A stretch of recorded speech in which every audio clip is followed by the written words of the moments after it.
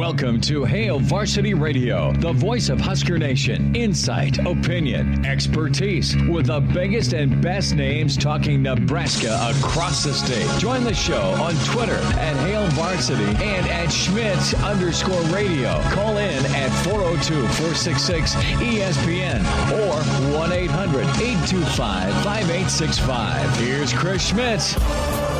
Welcome to it, Fridays here. It's Hail Varsity Radio, presented by the Nebraska Lottery. Chris Schmidt, Will Wilson is in the house. Elijah Herbal on assignment covering the Trump Herbster rally for KFOR News that's been postponed. And Elijah's been at it since the crack of dawn, so I sent him to the bar.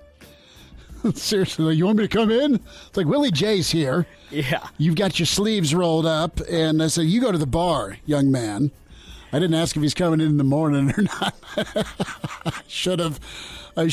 But well done, Elijah Herbal, for being on site in Greenwood for as long as you were. But go pour one, dude. You still got to go, too. Yeah. You still got to go to the event, you know? Yeah. Just now it's Sunday. Now it's Sunday. Hey, NFL draft coverage begins at 6 right here on many of our Hail Varsity affiliates. Excited about that. Should be a good day for Nebraska fans, but better for Nebraskans who put the helmet on. That's Taylor Britt. That's Cam Jurgens. That's who, if you're a Nebraska fan, you're hoping to hear. And just covering both those guys is long as we did, you wish them nothing but the best, a great fit, a phenomenal landing spot, and we'll see if that happens tonight. Sounds like it should. Numbers to get in, 466-3776, 466-3776, 800-825-5865. Can email the show, chris@hailvarsity.com, and find us on Twitter at Schmidt_radio, Chris Schmidt at Willie on the Radio for Will Wilson. And, of course, he's part of Morning Hookup with Bill Hooks. When is that $20 bill coming down? Now that I've got you, within the sights. Yes. I've got the scope on you. What's happening with that 20? Because I need that story before we dive into to some Ochaun Mathis stuff. It was my 20. Did you do double or nothing? What's the deal? We are going to get there. So what we decided was we might as well just keep it there in case another wager happens in the future. I can put it somewhere else, I love watching Elijah's wheels turn. Yeah. He's probably gets closer and closer every day. Each time. Yeah, it's right there. It's like he's on the front row and it's happy hour. I get it. I get it. That it's was not Padres. It's not a 1 there. I mean, that's a 20. That was Padres' money line, by the way. Obviously, the Padres lost that night. Mm-hmm. So that's for Hooks to take. It is technically Hooks' money right now, but we're going to probably get another bet in here soon, and who knows, maybe I'll go down 40. Maybe there'll be 2 20s up there. I know it's kind of a scarce work environment, even post-COVID. That was great. But you put 40 up there, it's gone. Yeah. Good point. I'll find a new spot. No, it keeps us motivated. Okay, yeah. It keeps us motivated every afternoon. Ochaun Mathis, his motivation is a year from now to have had his name called on Thursday. Ochaun Mathis, 6'5", beast off the edge, accolades, quarterback hurries, 20 sacks as an 8th grader. And he'll make his decision at, I think it's a JUCO, tomorrow at 3. So social media will be on fire one way or the other for Husker Nation. And what is going to happen for Nebraska, the more and more you watch and listen to this play out, I think the fact that he's 15 minutes from Austin and has been there 3 times, and they passed on him the first time around where he went to TCU. This is good for Nebraska.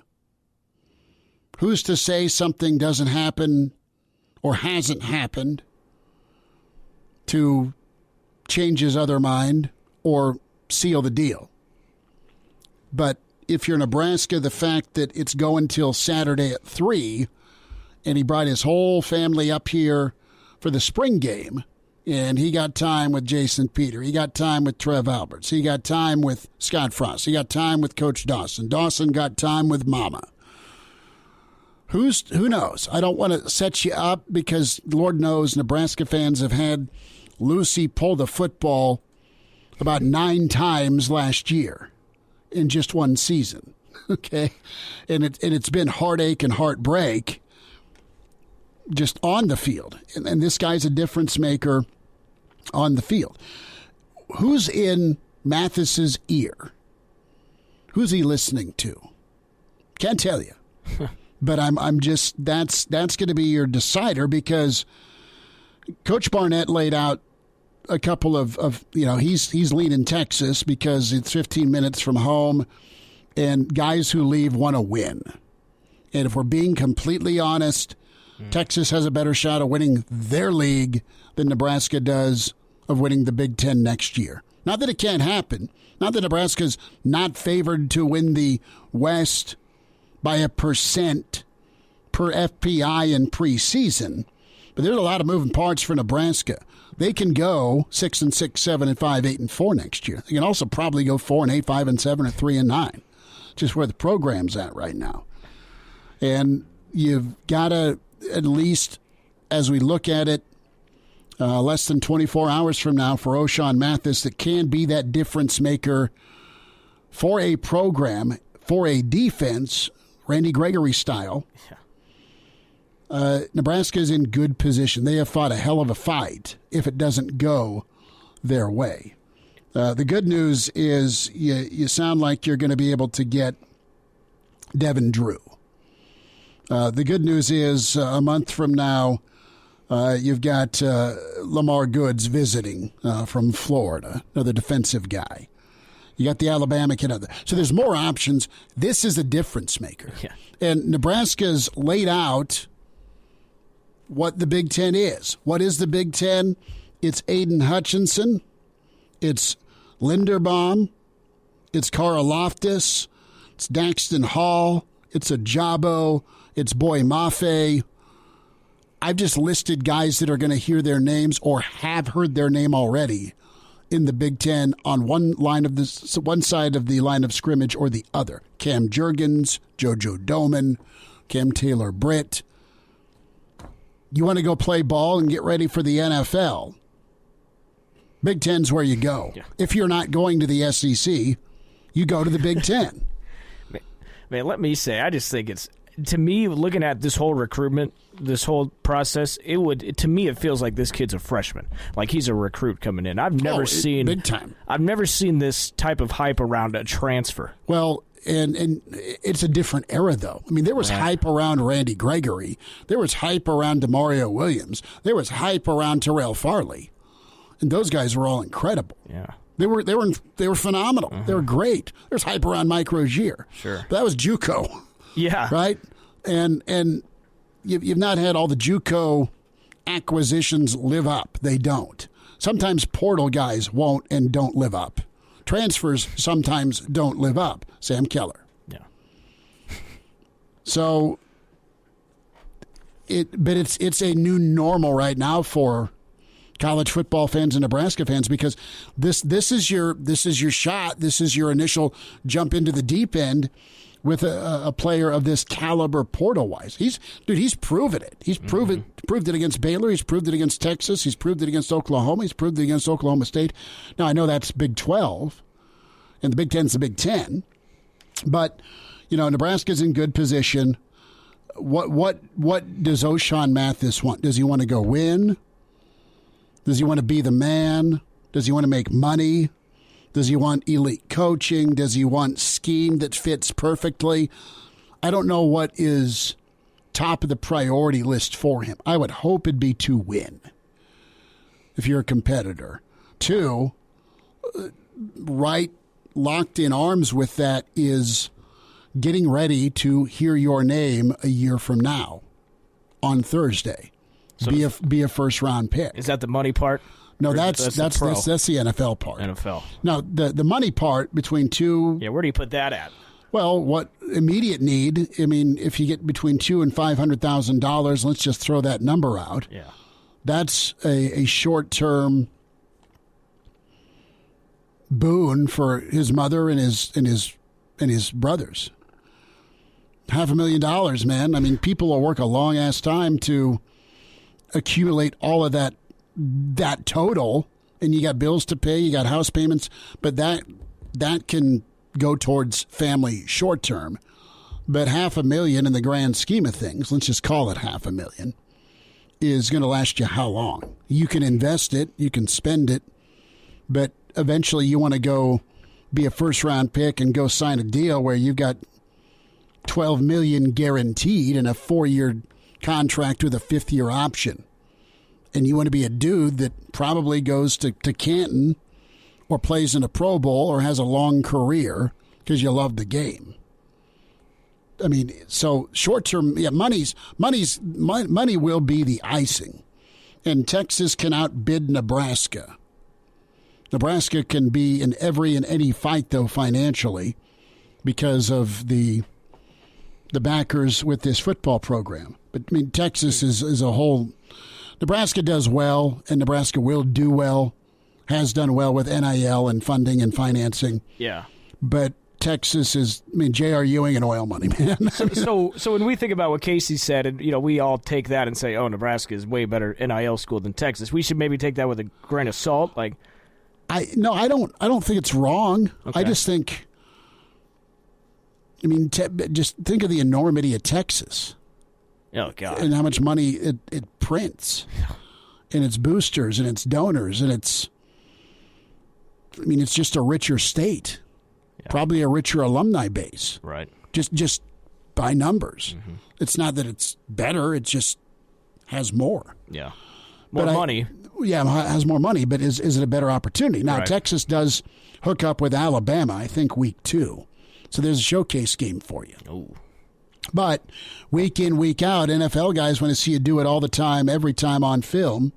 They're going to spend a first-round investment on you or a second-round investment on you. You'll get that. And I just laid out all the – I mean, you had a boatload. You had eight first-round picks from the Big Ten. Jeez. I mean, Georgia had 5 by themselves. Okay. All defense, right? Yeah, wow. all defense. And probably their best defenders probably going first couple of picks are the linebacker. Yeah. But you're going to get ready-made for the NFL. It will groom you. It will get you ready. That's why the Big Ten's the pick if you want to get to the next level. There's my sales pitch. I don't care where he goes. I want him to be happy. Mm-hmm. But it'd be fun to cover a winning Nebraska football team with a beast coming off the edge on first down, on second down, on third down. Think of this. Think of this, air quote, problem to have if you're Coach Chenander. Where you got Garrett Nelson on one side, Ochaun Mathis on the other, and Caleb Tanner. You got 3 pass rushers. Oh, my God. Plus Gunnarsson. Well, and then Robinson right there in the middle to get anybody who gets by, right? Plus Robinson and like you said, and then you have Butler and Gunnarsson that are being groomed. That's enough. All of a sudden, and then you bring in, if you're Nebraska, you bring in Devin Drew. All right, now on the flip side, say Mathis chooses Texas, we get Drew. You think that's still enough? It's got to be. Yeah. I mean, you don't really have a shot. I mean, you can go get a couple more guys. You need 2 more guys. Yeah. You do. But this is difference maker off the edge to hurry, to hurt, to harass a quarterback. So there's my thought. I think Nebraska's in as good. They have done everything they can. Mm-hmm. Everything they can, and I think however it shakes out, it's not Nebraska's fault if it doesn't go their way. If they do get it done, major high fives to the staff. And I'll say this, too, with Coach Dawson, I mean, his NFL background and experience will also be a selling point because with his time in New York, his outside linebackers in New York did really well. They performed as good as anybody on the outside has performed since the Strahan and Lawrence Taylor era. Wow. As far as getting sacks and getting to the quarterback, so the guy can coach. Latrell Neville is gonzo. He is into the portal. And we really enjoyed chatting with him. 6'4", 195er. Didn't see the field in 2021. Not really in the mix for playing time. And this was a Matt Lubick get coming out of high school in Texas. Neville was a Virginia Tech commit before he got flipped. He had verbal offers from Bama, from Auburn, from Florida, from LSU, Ohio State, Oklahoma, Texas A&M in the recruiting process. And you have Joseph there, and he wants 8 or 9. I think he's got his 8 or 9 guys, and it's not that you were told to leave, no. But if you're Neville, maybe there's an opening somewhere else. Enjoyed chatting with him. Wish him best of luck. We'll spend some time doing some really nice write-ups on the Huskers headed to the NFL. Jacob Padilla, as Jacob has been doing the Hail Varsity's path to the draft. We'll get his take on some of the prospects that may hear their name tonight and will for sure this weekend. We'll check in with Jacob on some basketball news and notes. It'll be good to get caught up with him. Bill Doleman in less than an hour, the Pride of Fairbury. We will stream that on Facebook Live with the StreamYard, also ESPN link and Twitter. Joba Chamberlain with us next hour. Great to be with you on a Friday. It's Hail Varsity, presented by the Nebraska Lottery. Hello, listener. Hey, it's Chris Schmidt with Hail Varsity Radio, and I wanted to let you know about a special deal just for listeners of the Hail Varsity Radio Show podcast. We're offering $10 off the annual subscription price of $29.99. That means that you, for less than $20, can get everything we do. 10 issues of our monthly magazine, our annual football yearbook, and all the premium content we produce at HailVarsity.com. Just go to HailVarsity.com/subscribe and enter in the promo code GBR for $10 off a full year of Hail Varsity. That's HailVarsity.com/subscribe, promo code GBR. And we're back. Fellas, think we could listen to the radio on Hail Varsity Radio, presented by the Nebraska Lottery. Yes, that's awesome. Thanks for spending time. Hail Varsity Radio, presented by the Nebraska Lottery. Let's talk some ball with Jacob Padilla, HailVarsity.com and magazine. Jacob, what do you know? How you been? It's been a while. Yeah, I'm doing pretty well. Well, I've enjoyed the Path to the Draft features on HailVarsity.com. Great work when it comes to profiling the Nebraska players that are up for the draft here today and into the weekend. This has been a running discussion all week, and, you know, what should Nebraska be in the NFL draft? Jacob, what's your take? How many? What's the minimum? What's the minimum each draft Nebraska should be sending on to Sundays? Drafted or preferred free agents? Yeah, that's kind of tough to answer without like studying what other programs are doing. But I think going a decade without a first rounder, that's probably not what you want. I mean, they haven't had early round picks in a while either. Like you gotta start putting some of these guys into the league, and hopefully, you want to be on par with your peers, with the Wisconsins and Iowas and other teams. That's where it starts. You want to be on peer with your division rivals, and then the best teams in your conference, and then the best in the country. I think that's kind of the tiers that you're looking at there. You got to start somewhere, and Nebraska's got to start putting players back into the draft, and so that you don't end up on a graphic. I think I saw like where notable programs, first rounders over the last however many years, and it was like Tulsa or something like that had a first rounder within the last 2 years or whatever it was. I forgot the graphic, but you kind of get the idea. Like, you don't want to be the program that is used in those kinds of graphics. You got to start putting players into the mix, and I think this year is a good start. If we do see one or two guys go today on day 2, obviously Cam Jurgens and Cam Taylor Britt are the two guys we're looking at. I think JoJo Doman's draft kind of range is probably from just what I've seen, is a little bit wider than those two. I think those guys are second, third, fourth rounders pretty much everywhere. JoJo's anywhere from like second to sixth round, that range. But if you can get two guys drafted today, I think that would be a huge step forward for where Nebraska has been. And then you have to build on that. And part of that is success. I think Nebraska's had players that have been good enough to be drafted over the last handful of years that went undrafted just because of the lack of track record of success. And I think we've heard from players and maybe even coaches or some I've seen where that does factor in. Like, you kind of wonder, like, well, if this guy was good, like, what was the problem here? So I think you got to start having a little bit more success on the field, and then that will help you come draft day as well. And then the better you do on draft day, the more ammo you have to go out on the recruiting trail to land the next guys that you would hope to put in the draft. So it's all kind of connected. Mm-hmm.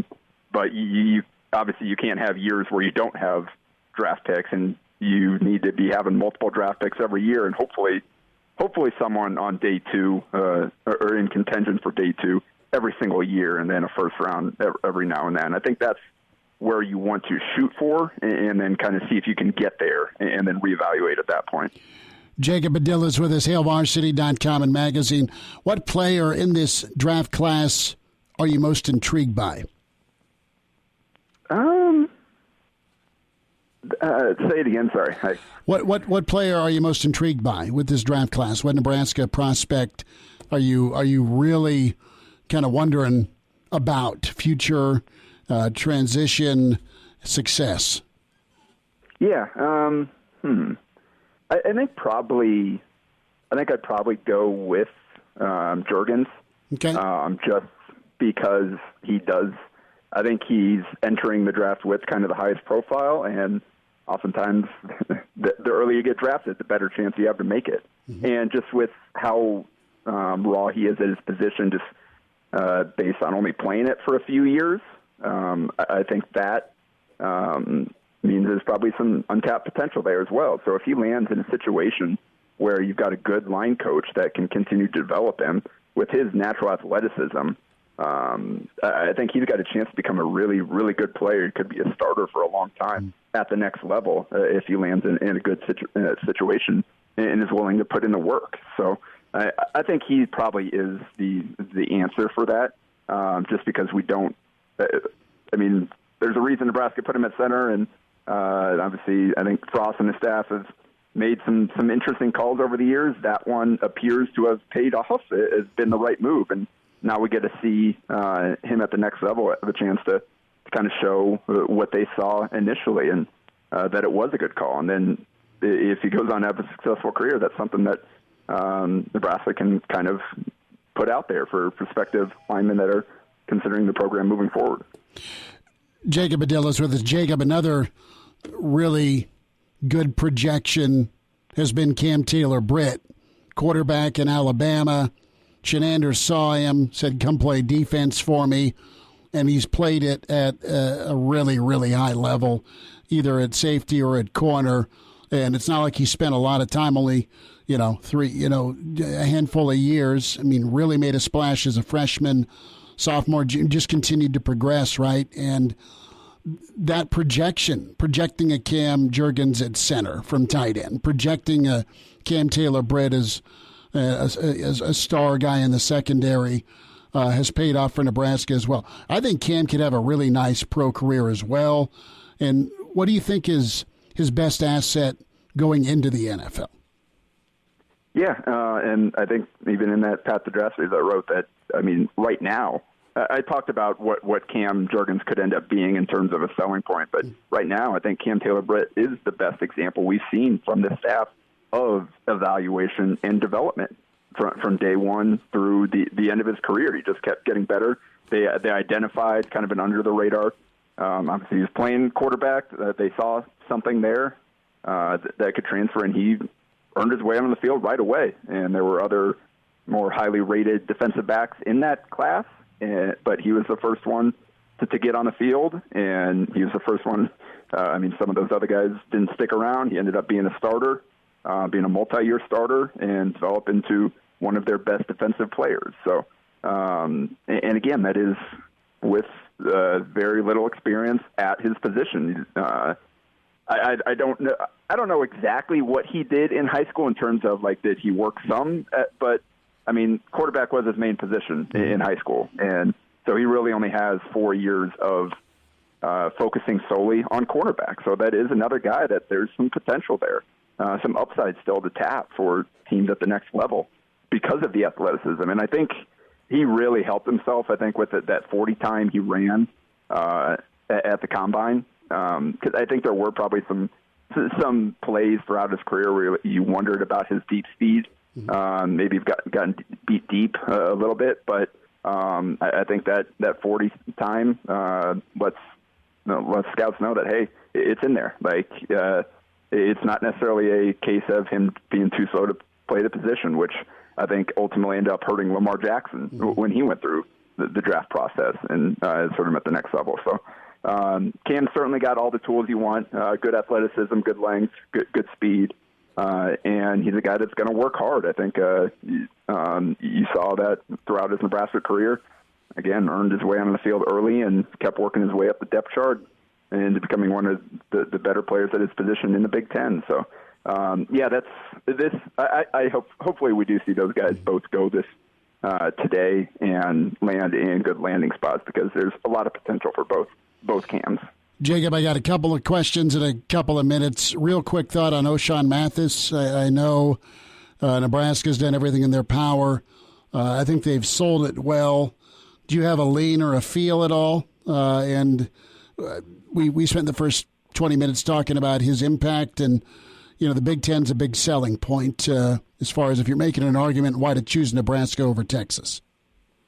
Yeah, I leave most of the leanings to Greg and just basically go with whatever he tells me. So I don't personally have too much of insight into which way he is going to pick, but I mean, Nebraska has apparently done what it's needed to be in the mix for him, and obviously they're in a little bit of trouble if they miss out. I don't know if there's a plan B at this level, but at this point anyway, you'd love to have a pass rusher. But I think if you do miss out, you still got Caleb Tanner and you still got Garrett Nelson. I think you're expecting good seasons from both those guys. So you've got some guys that can play that position. I think right now the focus is more on the interior and getting more bodies there. So I think this is more of a, hey, we want this guy to push us over the top versus, hey, this is an absolute need and we're in big trouble if we don't get this guy. So, I mean, this is a guy that he had 9 sacks in 2020, but only 4 this past year. So it is kind of interesting just seeing, as you go through the portal, some of the guys that are landing in these big, these recruitment, kind of highly competitive recruitments where, and now we're seeing the guys that have left Nebraska with a Casey Rogers, who wasn't necessarily a standout player at Nebraska, but has been highly sought after. It's just a matter of kind of timing and supply and demand at this point. And Mathis has recognized there's some programs out there that really want a pass rusher and is making the most out of that situation. Jacob, I'm going to hold you over for 2 minutes on the other side to talk Baylor Shireman. Can we do that? Yeah, sounds good. All right, hang on the line. Jacob Padilla is with us, HillVarsity.com and magazine, and to get his take on hoops. But, yeah, big-time decision tomorrow for Nebraska, Ochaun Mathis, and does he pick Nebraska? Does he pick Texas? And Jacob nailed that. Absolutely nailed it when it comes to a guy that can help maybe take you over the top by getting that elite pass rusher. And Jacob's absolutely right. Your interior help and depth is a big-time need because you don't want to get run over and mauled in the Big Ten because it can and will happen with who you face in the West and just the league overall. But think if you could get both. If you're Nebraska, you get a guy that can help you on the interior, and then you get a guy off the edge in Mathis along with Garrett, along with Tanner, and then you can start doing some things. More with Jacob Padilla, get his take on Baylor Shireman, his list, and where Nebraska sits. Hail Varsity continues.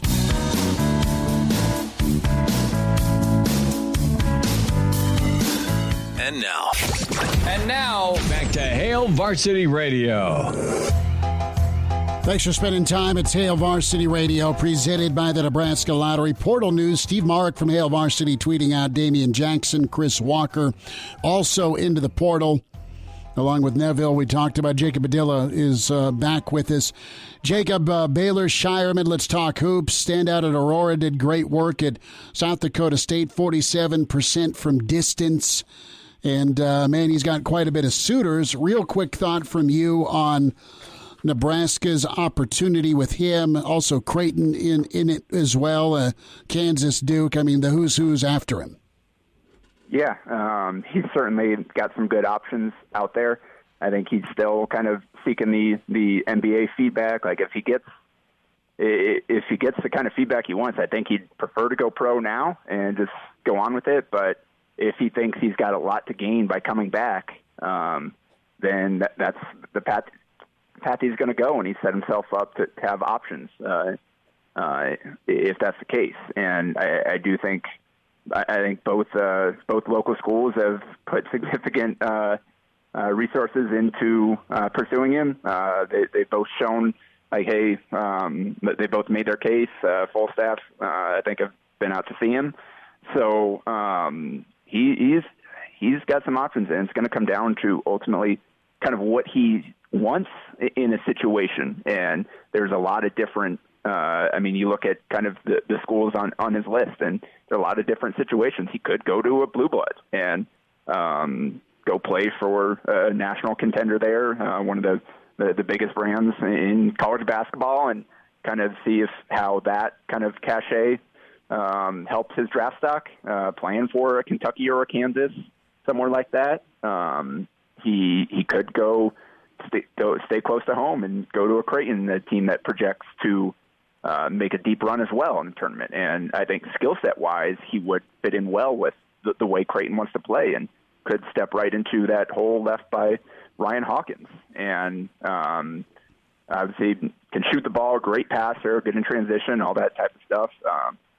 Creighton does have a primary ball handler in Ryan Nemhard coming back, and pretty good guard that'll probably slide in next to him with Trey Alexander. So it's probably a little bit different role.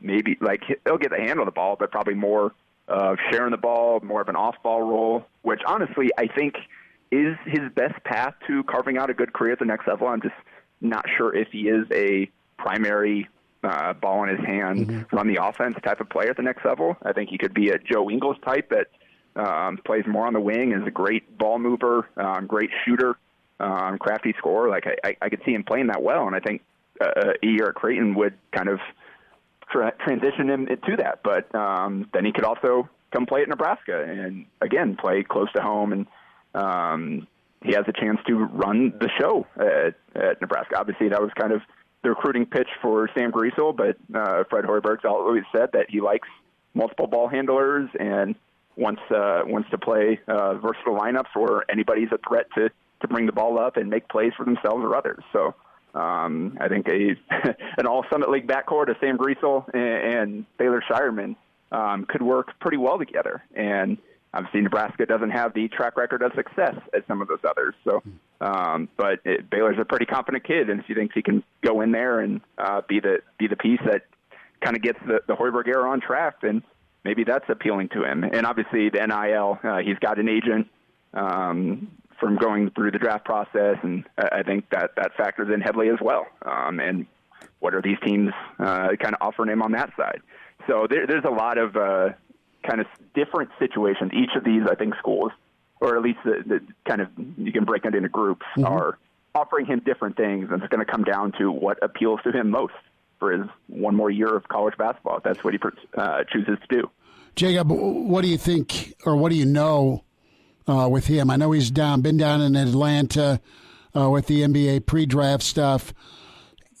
is he a second-round guy? What have you seen from him? What's his return from the NBA? Are they telling him to go back to school, or is it just something as simple as, hey, you're a good ball player, man, and you could find a spot. You're just going to not be as high profile. I mean, what's the feedback on him? Yeah, and I would be curious to see what the actual NBA feedback is like. I think he's firmly on the radar as a possible second-round pick. And I think he probably, at this point, just with his track record and like you look at the numbers, obviously it was a lower level, but the efficiency with which he played throughout his career in basically every facet of the game is just absurd. And, I mean, we saw Delano Banton get drafted last year. Obviously, the Toronto connection there. I'm not sure if anybody else would have drafted him quite in that same range, but we saw a player like Banton go get drafted. And I think Baylor's more efficient, more talented version of a player like Banton. A long playmaking wing that can play multiple positions, and difference is Baylor can really shoot the ball. So I think he could, if he sticks in the draft, he could get drafted in the second round. I wouldn't expect it to be an early second-round pick, and that's kind of where the decision-making comes in. I don't know what like the ground that he could make up with another year. If he comes in, lights it up at a high major level, I think there'll be more programs that would be interested in than maybe even would be this year. I think more scouts would be all in there. It's just the question is how high would that push him up the draft? So that's kind of, I think, what he's weighing is like, all right, how certain am I that I get drafted here?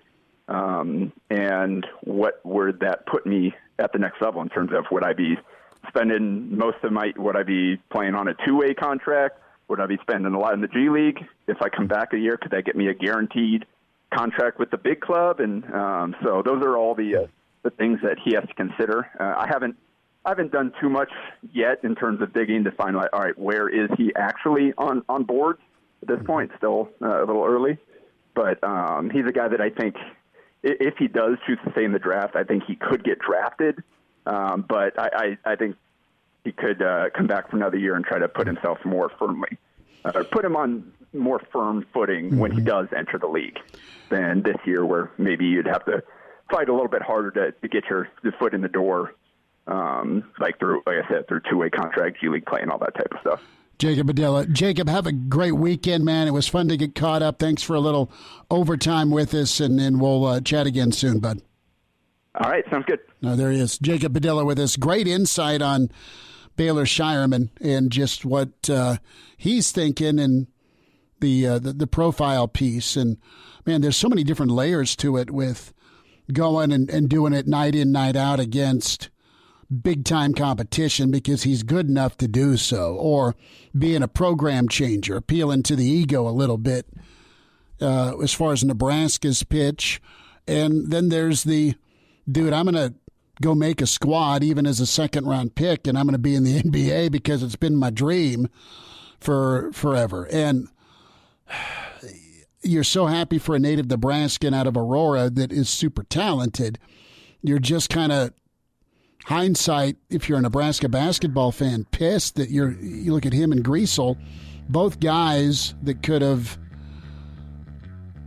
come to Lincoln, been groomed and developed, and maybe you have a multi-year starter versus reshuffling the deck every year. You just don't know. You don't know how they project, but that dude can ball. There's some NFL draft thoughts. We're 15 minutes away from the Pride of Fairbury. Bill Doleman at Tail Varsity, presented by the Nebraska Lottery.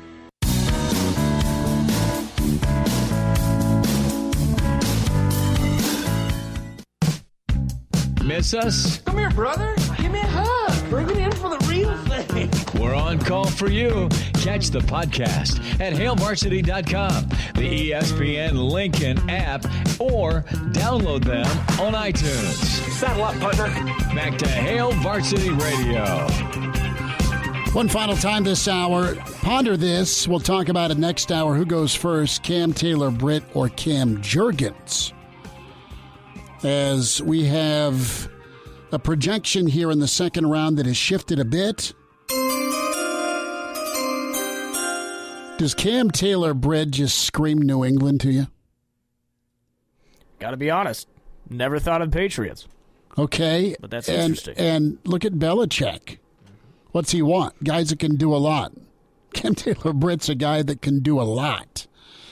And, man, that would... Listen, before he had injury issues and off the field stuff, Fonzie killed it. Alfonso Dennard killed it for New England. He was awesome. He was awesome. Won a ring. Yeah, it was awesome, man. I mean, he's fun to watch in Lincoln, but yeah, top end speed, could compete for a starting job early if New England were to select him. 54th overall. Brother, I got to give it up. I mean, I kind of like the Lions, like every kid my age. When Barry Sanders was roaming the Silverdome. But how about Detroit getting J-Mo and Hutchinson? Yeah. I mean, I love that for them. Oh, yeah. And listen, be a good move. We're all force-fed them every Thanksgiving. Okay. Not fair. So how are you doing as a Viking guy? Yeah, it could be okay. You're totally trying to could be okay. Put some lipstick on this thing, aren't you? I mean, they traded back how many picks just to get a guy? Well, just to get a guy they probably could have got. I don't know, man. To be honest, the whole draft too. It's kind of losing its thing for me. But I mean, you had fashion, you had moms and dads, and you had Vegas, crazy setups, and you had Vegas. I mean, it was all right last night. It was packed too. So many people there just for the draft. I think that's pretty impressive. Mm-hmm. What would you have done with the first pick? Either one of those guys, I think I would have been fine with Hutchinson or Walker. Mm-hmm. Brother, we'll burn this tape in 3 years when he's an All-Pro and he's Khalil Mack. But I'm sorry, I'm out on Walker. I'm out on Walker because 4 of his bros went in the first round as well, and you still only put up 6.5 sacks. The other side of it is the unselfishness. He moved around a lot from a matchup standpoint that stressed the defense, so he sacrificed numbers so everyone else could eat. Mm-hmm. You can look at it both ways. Right. But even so, you'd think he'd have had better numbers. I think... I don't know, man. I think the stud for Georgia, quite honestly, is going to be the linebacker that'll hear his name called relatively early tonight. And you know, I look at a guy like Nakobe Dean and how well he rated in coverage and how well he rated against the run. Another kid that could have been in Lincoln, Breece Hall. I think he'll lead things off tonight. I think Tampa pulls the trigger on him with pick 33. Bill Doleman, the pride of Fairbury, in the on-deck circle, Joba Chamberlain. Next hour as well. Thanks for spending time with Hail Varsity, presented by the Nebraska Lottery. Welcome to Hail Varsity Radio, the voice of Husker Nation. Insight, opinion, expertise, with the biggest and best names talking Nebraska across the state. Join the show on Twitter at Hail Varsity and at Schmidt_radio. Call in at 402-466-ESPN or 1-800-825-5865. Here's Chris Schmidt.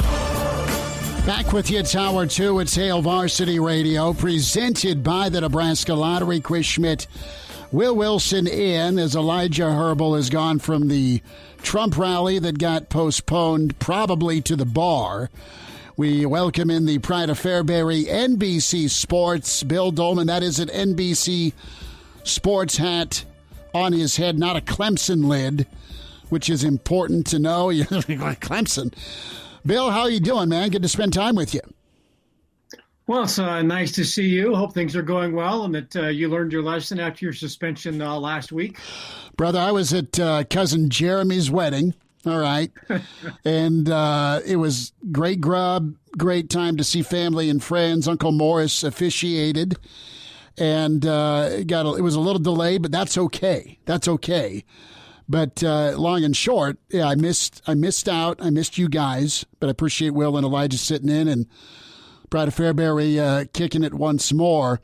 We have gone like into the deep end of the pool with Mathis Madness today. Less than 24 hours from decision day. Bill, I know the offering plate's probably been passed your way, brother, for NIL. Did you pass it on, or did you pull Coming to America, where you put 2 wads of cash in that NIL trove? It's amazing that the offering plate used to be passed under the table, and now it is on the table like an Italian banquet. It's like a buffet, like, instead of who's taking off, who's putting on, and then, the famous scenes in what Goodfellas at the wedding and whatnot, and the envelopes. It's just right out there in the open anymore in college athletics. And, and I think, look, this Ochaun Mathis thing it's the way of the world now in college athletics, and I'm not sure that it's ever going to be reined in. And I've been trying to figure out how that might happen. But, the question is he going to spend the next 7 or 8 months in Lincoln or Austin? Because let's face it, I know he's got 2 years of eligibility left. A year from now, he's hearing his names from either Nebraska or Austin. Yeah. This is like a 1 year, not even a 1 year. It's a rental. Yeah. I mean, he's not even going to sign a full year lease at the apartments on 65th and Vine. Brother, we're talking Sheridan Boulevard. Okay, I mean we're going old school. I know, and that's the way it is with college athletics now. And so we're all excited. He's going to go. The story is in the last 24 hours that he might stay at TCU. Have you followed that at all? I have not. I mean, they're trying to because this is why Texas is nervous. Texas is understanding. Well, wait a minute. We're down in Nebraska. And Texas and UT's trying to figure out, what lawn he can mow for $1.2 million. Manor, Texas is basically that's where he's from. It's a suburb. That's where he moved to. Yeah, with his mom. It's a suburb of Austin, right? It'd be great if he wants to come to Nebraska. I think he would enjoy himself. He would play in front of more people in one game than he probably played in front of in all season at TCU. Mm-hmm. But TCU's got money, and that's what we're talking about now with collegiate athletics. TCU's got money, Texas has money, Nebraska has money, and a more passionate fan base, I believe, than either one of those. Texas has a passionate fan base, very white collar. Nebraska's got red, white, and blue collars, right? Mm-hmm. And so, we all hope that tomorrow he does his little purple, orange, and red hat dance, and then he comes to Nebraska for 7 months. And, you're right. He'll probably, put his name into the NFL draft, at the conclusion of next season. And it's just the way it is anymore. It's too bad. The neighborhoods well. You mentioned, I just thought TCU's out of it because my questions go as follows. A, why would you go Big 12 to Big 12? I think if you want to go to the league, aside from the SEC, the Big 10 is great for you. 8 guys drafted, both sides of the line of scrimmage. You're going up against pros on the offensive line. I know money. I get it. But where's Nebraska? And the fan base is the game changer when it comes to Nebraska v. Texas v. TCU. But where's Nebraska in the pecking order? I know Nebraska's got Uncle Warren, but Uncle Warren doesn't do what Uncle Phil does. How does Nebraska compare to TCU and Texas when it comes to financial friends of the program? Nebraska can compete. Nebraska can set the bar. Can Nebraska hypothetically counteroffer? Because we're talking about that. We're talking about money. Well, remember, now Nebraska can't counteroffer, but the collectives can counteroffer. Right. That's what it's all about. That's what I mean. If Nebraska collectives, fans want to play the game, then they'll play the game. And I think Nebraska's got money. Texas has more than anybody. And Texas is fighting against Texas A&M within its own backyard. TCU is a very rich school, but do they have the passionate fan base that wants to play that way? No, he knows that. I think that they have. I think TCU has stepped up to that plate. When they made the move from the Mountain West to the Big 12, I think that they had an understanding. And Chris Del Conte, who is the AD at Texas now, was the AD at TCU. I think that they went to those people and said, all right, we're going to make this move. And if we want to be competitive, y'all got to step up. And I think that they have. I think Utah has done the same thing in the Pac-12. I think when they said, okay, we're going to move from the Mountain West to the Pac-12, if we're going to compete, all you folks who are sitting on large wallets, you need to pony up. And I think that they have. They decided we want to be all in this game. There are some schools that are like, and maybe Iowa State, you remember the news from last week that Iowa State's pulling out of that AAU or academic, whatever thing, that you got to be in a Big Ten. I think Iowa State probably I think we just got to stay put. Mm-hmm. I don't think we have the wells to tap into like some of these other schools that want to. And even though Nebraska is geographically similar to a school like an Iowa State, Nebraska's in. Mm-hmm. Nebraska is all in and needs to be in quickly, because who knows what this NIL thing is going to do in terms of where donors put their money. I think that's a really big question too, as we move on from the Mathis thing to the big picture. Instead of going to donors and saying, are you in to help us build this building? Now donors are going, how much is it going to cost us to get this kid in here? Mm-hmm. Right? So now Nebraska is kind of competing against itself, and Nebraska is not alone, but these donors that were helping to build these $150 million facilities are now going, if I put $100,000 into this kid's pocket, the defensive end. Well, I can't pay for the building now, but I'm going to help him get here for a couple of years. The defensive end fund. Yes. Bill, you get a phone call tomorrow from Indianapolis. You take that phone call. Bill Doleman, would you like to succeed Mark Emmert as president? I know you got ideas how to go janitor here on what has become college athletics. Yeah. First of all, I take his salary and I do the same kind of job he did for 12 years, put the company on the verge of collapse, and then retire. So fail upward and not do a damn thing. Yeah.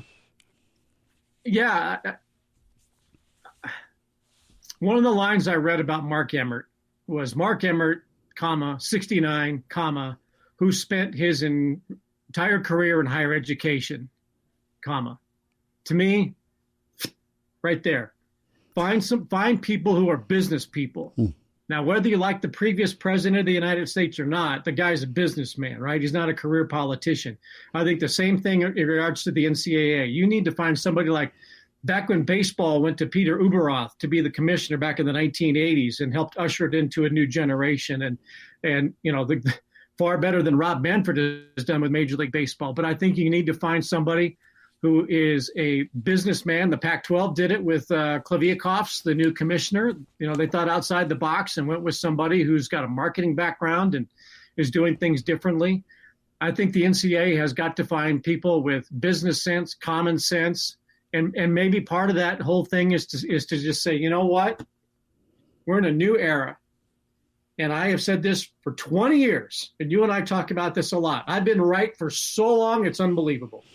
20 years, there's going to be Power 64, right? Mm-hmm. And I think that maybe the NCAA needs to say, go ahead and go.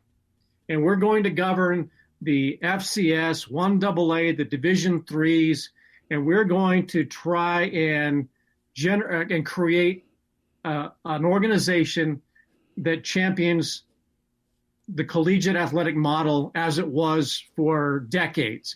But right now we're in a situation where this has become, you cannot have collegiate athletics as it is.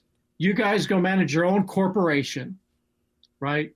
And you and do your thing. But to me, that's just where it's almost got to go, is they just got to cut ties. I don't see what governance the NCAA has over. It's gone. Big Ten, it's SEC. gone. They don't have it over football. They haven't had it over the college football playoff. And they've made their money off the basketball tournament. So now my question is the cutoff. There's more than 106. There's more than 64 Division I teams. And I think if you're in a Power 5, you're safe, theoretically. Right. But there's some fringe that may or may not get in, or you got basketball to worry about versus your football program. But are you in? Do you want to be in like Nebraska? Geographic challenges, but still Nebraska is in. Nebraska is a power school. But if you are Iowa State, if you are a lower level, well, if you're Oklahoma State, they got money though. They're going to be in. Okay. That's it's no longer Boone Pickens Jew, but they're going to be in. But there are schools in other conferences where it's like Vanderbilt in the SEC. Great, you bring up the GPA. Baseball. What do they become other than college baseball? Okay, is that bringing in money? I mean, is that turning just people in the to the SEC? Just in the SEC. No. Right. It's all football for the most part. So who's in? And they're going to have that meeting, at some point and say, we're off. We're going to do the College Sports Corporation, and we're businesses and we're suits, and we're going to see who's going to play and how the schools are going to play. And the other schools, the group of fives and the FCSs, you know what? We're going to have this model where we can be competitive together. We're all in this together, and we're just going to have the collegiate sports model as it was known for as long as we can, because it's just too wide of a gap now. And the story in Miami, kind of dovetails to our conversation last week about players going and the NIL and all that. Have you followed this about is it Isaiah Wong? Yeah, he has an agent, and I'm transferring if I don't get a better deal. Tomorrow. They said he has put. I'd wait him out because he's got to declare by May 1st. Right. And they've said, and if he doesn't get the NIL deal that matches the kid from Kansas State, Nigel Pack goes from Kansas State to Miami because he was the best player in the portal available. The kid from Kansas State's getting an $800,000 2-year deal and a car to go to Miami. Convertible? I don't know, probably. Okay. So now this kid Wong is holding Miami sort of hostage, that if he doesn't get a good deal by midnight tonight. Brother, I got you to the Elite Eight. Where's my love? Right. Have fun with the locker. More money than the kid from Kansas State's kid. That's the era that we're in college, in college athletics. And fans are now looking to John Ruiz. Okay. John Ruiz is the billionaire who has 111 Miami athletes under some sort of NIL deal. 111. He's the one who's involved in this PAC deal. All right. So now boosters are looking to one donor. Are you going to pony up to not Jerry Jones of the Cowboys, not the guy who's driving the Reds into the ground in Major League Baseball? It's the owner, right? Now in college sports, Miami fans are going, John Ruiz, the owner of Cigarette Racing and another company, are you the donor going to pay the kid? Are you going to pony up? Just like you said, Uncle Warren. Well, we all know Warren Buffett doesn't do that for Nebraska. That's fine. But now instead of it being the owner of the team or whatever, people are looking to donors to come through to keep a kid in college. We need a sugar daddy and a sugar mama. But see, that's where we are, and that's why I'm saying these schools that can't push all in can't continue to compete with those who want to play. It's going to be awful difficult. Bill Doleman, Pride of Fairbury, NBC Sports. Bill, less than a minute here. The Trump rally rescheduled. Will I see you and Shaggy headed this way Sunday? I didn't come back for the spring game. I'm probably not going to make it for the Trump rally. I'm sure that there will be lots of other folks in different red hats than the one I have in representing NBC Sports. But I'm sure a good time will be had by all, no matter what your political persuasion is in Nebraska. Billy D, appreciate seeing you. Thanks for lifting the suspension We'll talk next Friday, bud. Take care. Yeah, have the NCAA call me. Go Big Red. We'll do that. Joba Chamberlain's on the way.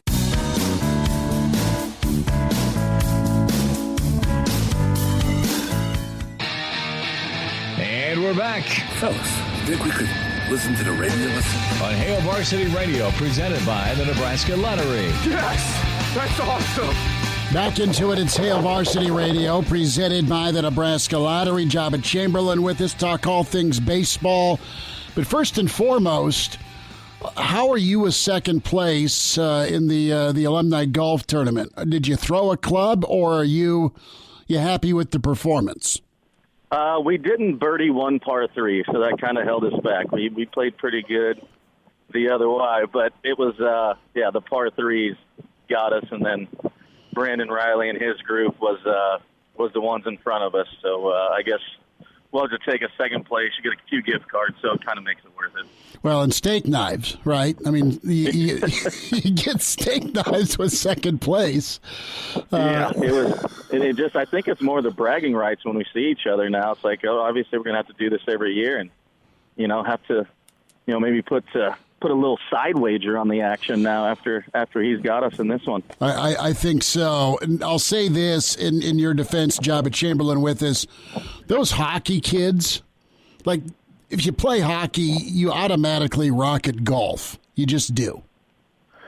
Yeah, I think hockey and baseball. We've had the group that was with us was Brian Dunsing, Darren Hoffert, Aaron Marsden, and Daniel Bruce. So, good. What's cool about these events, you just get to see people that you haven't seen in a while, and get to catch up, and just be a part of that and do some cool stuff. And it's it was all the sports were represented here today, which was really cool. And football, and Fred was here. He didn't win, so we can rub that one into him as well. And so baseball won second place in the first flight and first place in the second flight. So we were very well represented as a program. I love that. Joba Chamberlain's with us. So I'm going to ask you to name drop, because you've been able to be in some cool circles. What's the coolest golf foursome you've been with? Oh, coolest. Shoot.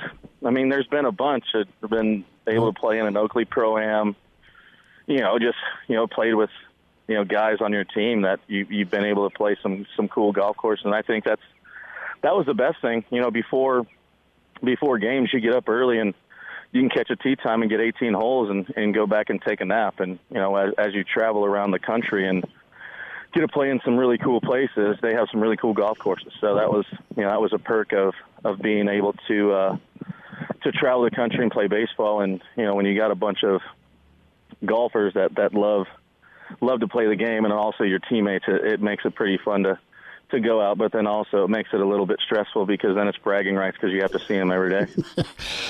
So a buddy of mine was working with the Royals, so he'd get to go do what you're talking about, and it'd be Jose Lima, the late great Jose Lima, that he'd play golf with, and they had a great time. I'm going to just throw this out there: is Jeter as good putting as he is playing short, or is there a no comment? Honestly, I've seen him swing a golf club a couple times. I haven't played with him. He always does his golf tournament, and he's kind of just a ceremonial guy that sits on a tee, that does that stuff. But I haven't played a full round with him, so I don't know that answer. But there's probably, I would say, Justin Verlander, Ian Kinsler, Andy Pettit are probably three of the best I played with. Yoenis Cespedes, I played, and I'm pretty sure he's hit golf balls that still haven't landed. He swung so hard it hurt my back. What about Roger? Does he do golf or no? Yeah, he played. I never played with him, but that was his big thing. 2007 when I first got called up, he was playing too, but he was making his comeback at that point because he only played that basically half, three-quarter season. So never got to play with him, but I've watched him playing some of those pro-ams and do those things. So Larry the Cable Guy's had some charity things here in Lincoln, and he's pretty fun. I'm pretty sure I picked up a broken club from him at Yankee Hill when it was open, and because it said "Get Her Done," and I'm pretty sure that's about the giveaway of whose clubs and whose tees were hanging around. Well, good enough. Joba, let's flip over to Husker Baseball, and Huskers have put two together. They've put it together offensively, weather permitting with Iowa, of course. But, hey, Nebraska's hanging in. They're sitting at 8 with plenty of season left and, on paper, a favorable schedule. Not that they're world-beating right now, but they look like they're waking up just a bit. Is the goal right now just to be able to get to Omaha and then raise some hell?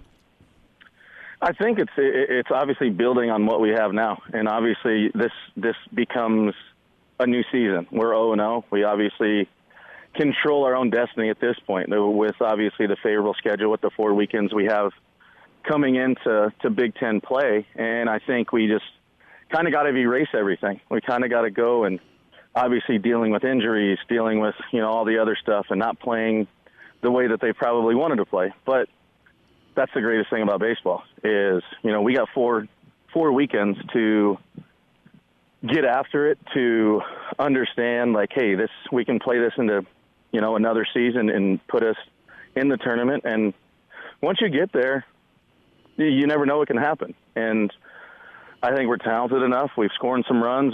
We've built some momentum, and obviously, weather permitting, I hope it stays nice, because just ride the momentum that we've had and take it into this weekend and build off this weekend and then understand where we stand and keep working from there. So I think we just need to break it into 2 seasons to where it's like, hey, let's start over. We know we haven't accomplish what we want, but we still have a chance to, and just to believe that we can and have the opportunity to do it. We just have to go out and prove it.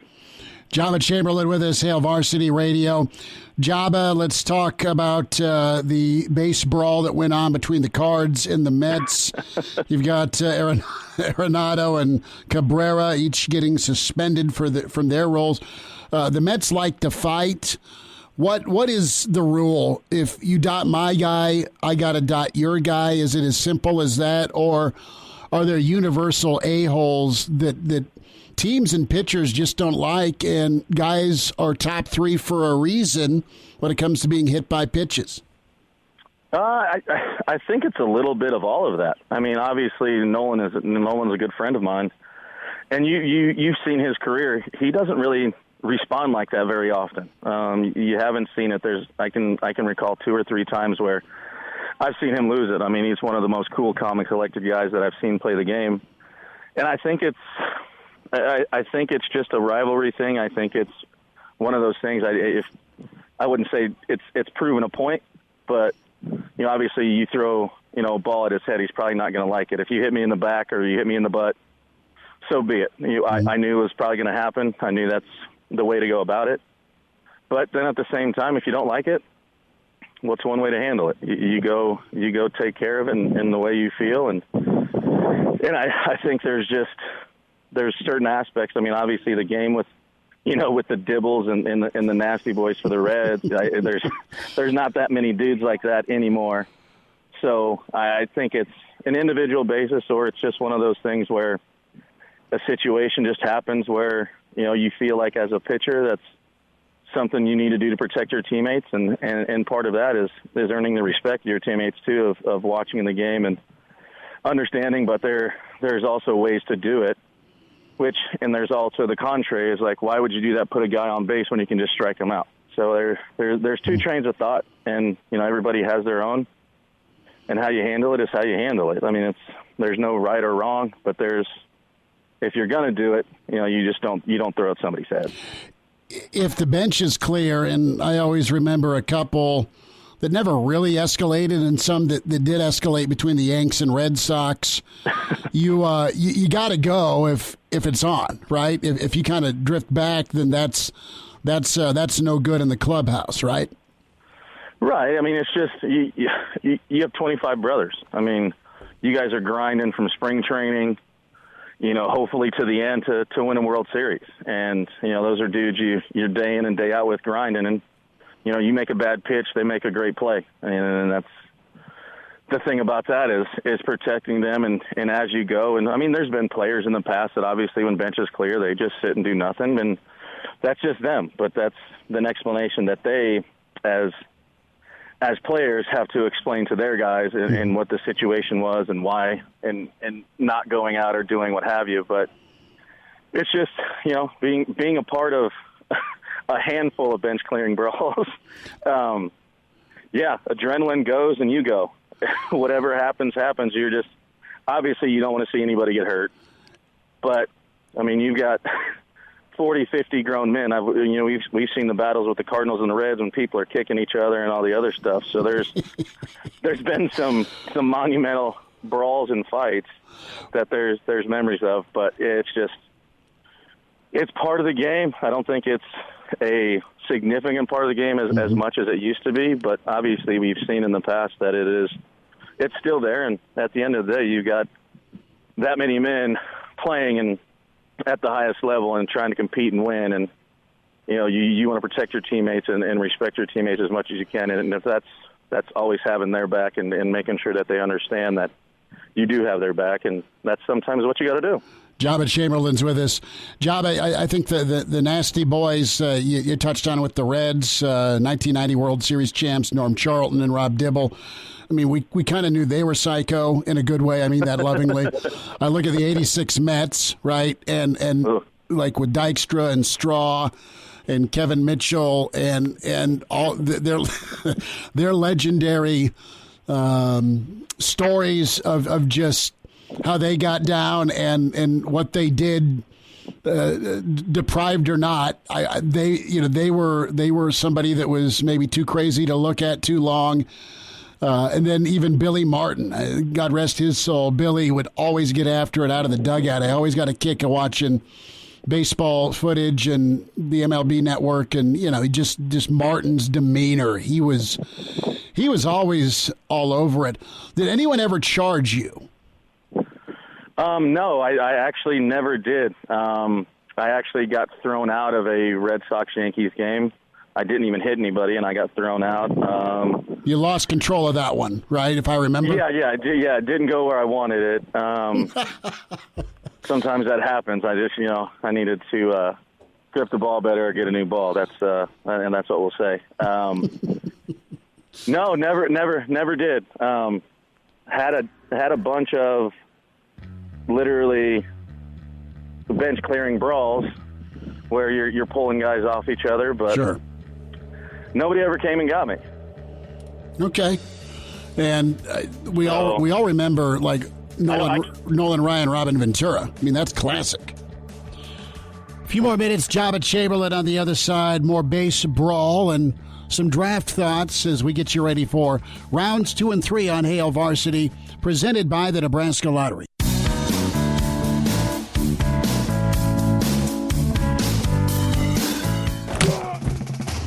Hello, listener. This is Brandon Vogel, managing editor of Hail Varsity, and I wanted to let you know about a special deal just for listeners of the Hail Varsity Radio Show podcast. We're offering $10 off the annual subscription price of $29.99.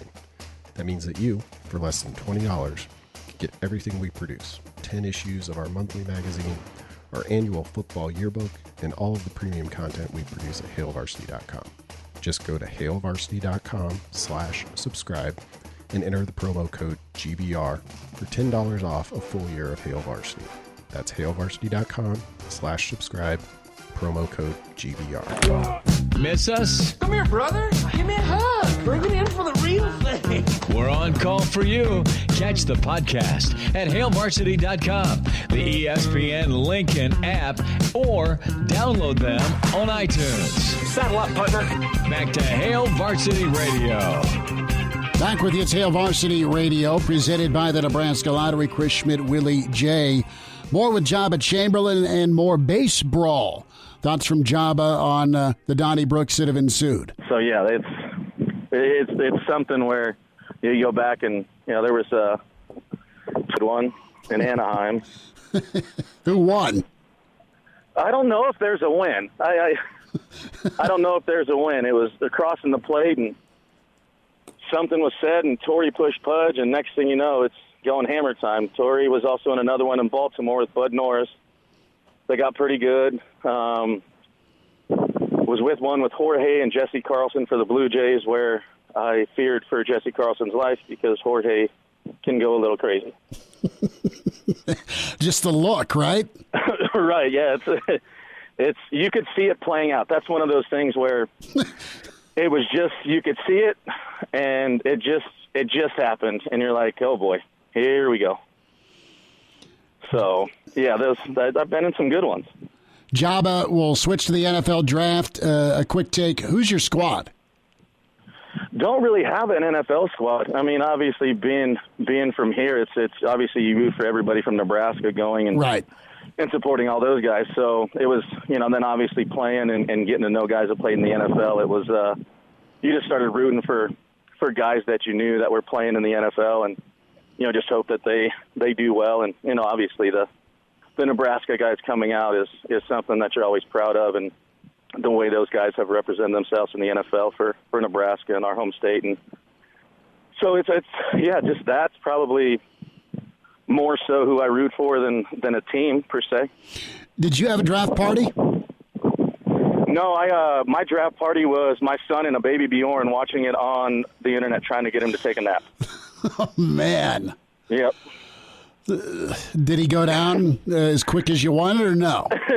No, I was just I was in the basement looking, because we didn't have MLB Network at that point, so I was just kind of watching the draft online. And obviously once all the draft happens, you got to go do the media stuff. So it was kind of, hey, here's Carter, I got to go do this. So it was a very uneventful draft party for me in baseball, and just having Carter and his baby Bjorn trying to take a nap, and then playing the handoff game. As parents, we all know that game when you got to go do something. Hey, I'll see you later. I'll be back. We got canceled for freshman ball tonight. You guys, Southwest Varsity gets rocking tomorrow, correct? Yeah, we got Kearney at home, so it'll be hopefully get going. And then we got one more on Monday against Northeast, and then districts come around, and here we go. Should be good. Joba, best to K-Man and the Varsity, and we'll talk soon, brother. Thanks for a few minutes. Sounds good. You got it. Joba Chamberlain there, and Husker Baseball, oh, they're smarting. 1-0. They dropped the opener to Iowa, just got wrapped up. Nebraska just gets 2 hits off of Adam Mazur. Complete game shutout. And per our friend Steve Marek and Michael Bruntz, friends Bruntsy and Steve, dude was still hitting 97 on the gun in the 8th. Shea Shanneman just 1 solo shot in the 4th. Great outing for Shanneman, who struggled against Iowa historically. But Nebraska right now, we're fending off, giving the gentle Heisman to Purdue for 8th. They gotta get it done tomorrow and Sunday, 2:05 tomorrow, assuming Noah doesn't float by. So that's no good. Okay, so second round NFL draft tonight, 6 o'clock, 15 minutes away. You'll have Huskers hear their name, presumably, which is great. Already told you ESPN is projecting Cam Taylor Britt, pick 54, over to New England, which makes a ton of sense. Some thoughts from Russ Landy, NFL insider. He joined us yesterday. And think about Russ. Russ has done this a lot and has some good outlook on many Nebraska kids. He's scouted them for a lot of years, for Belichick and then for Dick Vermeil. So when we look at some of the feedback and just where things are at with these Nebraska players, Russ really dove into the value of JoJo Doleman. And JoJo's a guy that could hear his name in the second round or in the third round tonight. You could hear his name 4th, 5th, 6th, maybe not hear it just because of age and injury concern. But JoJo's talent and skill set really impressed Russ Landy. There are a number of teams. Baltimore was one of them for many years, and they still are. There are about 4 or 5 teams that really place an emphasis on in the 6th and 7th round. They say, hey, we're going to take the kids who have been super productive, who are really good athletes who either have character or injury problems that have kept them from being drafted at the level that their production usually would warrant. So that's why there are going to definitely be teams that probably have a mark on him along with 3 or 4 other guys with injury like him or character that just some other guys, as guys they'd be willing to roll the dice on late that other teams probably won't consider, but it's a great value pick for them. Let's get Russ's take on Samori Toure. As deep as this receiver draft is, Samare's spent time with a lot of teams. I mean, Samori has found his way over to Seattle. He's found his way to Kansas City. He's found his way to a handful of other teams, Colts, Cincy, Green Bay as well. So they've all checked him out. Good slot player, and Green Bay's notorious for finding somebody and just saying, oh, yeah, hang out on the practice squad for a year and then go catch passes from Aaron Rodgers on Sundays. But where's Samori land with this receiver core and crop in 2022? You know, I think, unfortunately for both of them, different things hurting them. The Toure, obviously, I mean, you're talking about a position that there's always tons of. And with one, although he was productive prior at a lower level, the 1 year of production at Nebraska, it's going to hurt him. He's going to lose a lot of tiebreakers, probably going to be an undrafted free agent. So, but he does like his ability. Do we have time for Daniels or no? Damian, where he's going to land, we had a chance to talk with Damian earlier in the week. Teams were shocked he came out. 1 year of really being a productive all-around player, unlikely he gets drafted. Now, does that mean they don't have a chance to get good money as a free agent? No. And does that mean they're not going to make a team? No. I mean, every year, more players make teams around the league in terms of active roster and practice roster that are undrafted that actually get picked. So you definitely have an opportunity to make a team. 4 or 5 guys per team make it. You just got to find the right home and make sure your agent helps you identify the correct team to sign with when you get all your offers after the draft. We look at a guy like Austin Allen, maybe 6th round to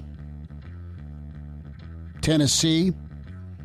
But what that last part said was so key is your agent know what's going on. And Austin's positioned well with his representation, in my humble opinion. Searles will do him well if it comes to that free agent part of things. We'll wind down a Friday, get you ready for the NFL Draft Rounds 2 and 3 at Hail Varsity, presented by the Nebraska Lottery.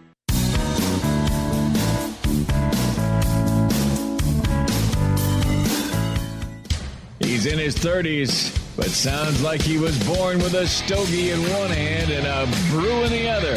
Now, say my name. It's Schmitty on Hail Varsity Radio. I got the body of a taut, preteen Swedish boy. One final time, get the podcast, subscribe to us, Hail Varsity Radio. And we appreciate your feedback. Thanks for all the ratings and postings, good, bad, or ugly. We like reading them. Sometimes they make us cry. Kidding. Thick skin right here. But tell us what you think. Spotify, iTunes, Google Play, and a big virtual hug because I can't reach him to Will Wilson at Willie on the Radio for sitting in. Elijah Herbal sent off to go see Trump. Things postponed till Sunday. Elijah better be at the bar right now, having one or several on me. Better? Man, if they're on you, he better take advantage of that, right? Oh, he will. You think he will? He needs to. He knows better. Both of you guys need to. Oh, yeah. We all got You're it. awesome. You're awesome. Actually, let's just call it like it better be. It's not that I don't want to buy you guys a drink or steak, but Mama's the cash cow. Gotcha. Right. So thank Mama when you see her. Thank you. But no, listen, you've got best available right now for the NFL draft. You know what's interesting? Trey McBride, the top-rated tight end in the draft out of Colorado State, is a kind of a rural Colorado kid, was at Nebraska's camp. Oh. I think during the Micah Parsons era when Micah was running. But your top-rated guy right now is Malik Willis at Liberty. We'll see when and if he goes this round. Joba with that Achilles injury. Joba would have been a late first-round guy. Really like him. Brees Hall, North Wichita kid. I think his uncle is Jeff Smith, the former Husker standout. Ended up at Iowa Western. Nebraska passed on him. Kenneth Walker is there. Matt Corral is there. Corral, forgive me. Sam Howell. You've just got really nothing in quarterbacks. I'm glad Kenny Pickett gets to go to Pittsburgh. Don't kid yourself, man. I bet you money Tomlin made a phone call to Whipple and said, look, dude, what do you think? A lot of praise last night from Mel Kiper Jr., too, on Mark Whipple. Oh, really? I did not hear that. Yeah. He was like, hey, Whipple did an amazing job of developing Pickett. Pickett did a great job of developing, and a lot of FaceTime for Whipple from Mel Kiper. And he's like, yeah, he's at Nebraska now to do well. Perion Winfrey, Nebraska was all in on him last year. He was an Iowa Western interior lineman. So he's one of 3 pass rushers that Oklahoma had, and we were worried about down in Norman. Cam Jurgens is the 31st best overall right now going in to what's remaining. He's the best center remaining. And Linderbaum is great. Talking about Nick Bonito, Leo Chanel, Kim Taylor Britt's the 40th ranked player available. Jeremy Ruckert, the tight end, is up there. Wandale Robinson just inside the top 50. Interesting to see where Wandale goes. David Bell, also from Purdue. Is he a 4th or a 5th round guy coming out? Don't know. Plenty of draft talk tomorrow. Probably some recap on if the Cams go tonight, when the Cams go tonight. Mark Cranack tomorrow morning, myself. And stay safe with some of the weather out there. And enjoy your weekend. Back with you Monday and tomorrow, of course, at 7 a.m. with Hail Varsity. A Hurrdat Media Production.